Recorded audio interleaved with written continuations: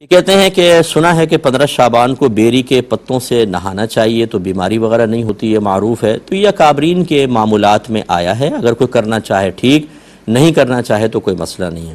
ہمارا ایک بہت بڑا المیہ یہ ہے کہ آپ قرآن کی واضح آیات سنائیں جس میں اللہ تعالیٰ کا فرمان ہے، حدیث سنائیں جس میں نبی کریم صلی اللہ علیہ وسلم نے واضح چیزیں بیان فرمائیں۔ ہمارے قلوب پر ایسی چیزیں اکثر اثر انداز نہیں ہوتی،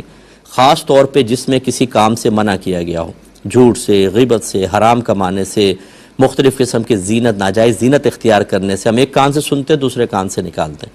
لیکن جہاں پر ہمیں کوئی بھی ایسی بات مل جائے جس میں دنیا کا فائدہ، تمہاری دعا قبول ہو جائے گی اور بالکل پولا پولا کام کر لیں، تمہارے ساری زندگی گناہ بخشے جائیں گے، تمہارے گھر میں برکتیں ہو جائیں گی، بچیوں کے رشتے آنا شروع ہو جائیں گے، اچھی جاب مل جائے گی، وہ تو ہم فوراً اختیار کرتے ہیں۔ تو یہ ہمیں اپنی طبیعت کو بھی دیکھنا چاہیے کہ کیوں ہماری طبیعت ایسی ہو گئی کہ ایک عام آدمی کوئی بات لکھ دے تو ہمارا قلب اس کی طرف تیزی سے مائل ہوتا ہے، لیکن اللہ تبارک و تعالیٰ اس کے رسول کریم صلی اللہ علیہ وسلم کوئی بات بیان فرمائیں تو ہم بالکل بے پرواہی کے ساتھ معاملہ کرتے ہیں۔ اس کا مطلب ہے کہ ہمارے ایمان میں خرابی پیدا ہو گئی ہے، کمزوری پیدا ہو گئی ہے، خلل پیدا ہوا ہے، ہمارا تقوی متاثر ہو چکا ہے، اور یہ چیزیں باعث ہلاکت ہیں۔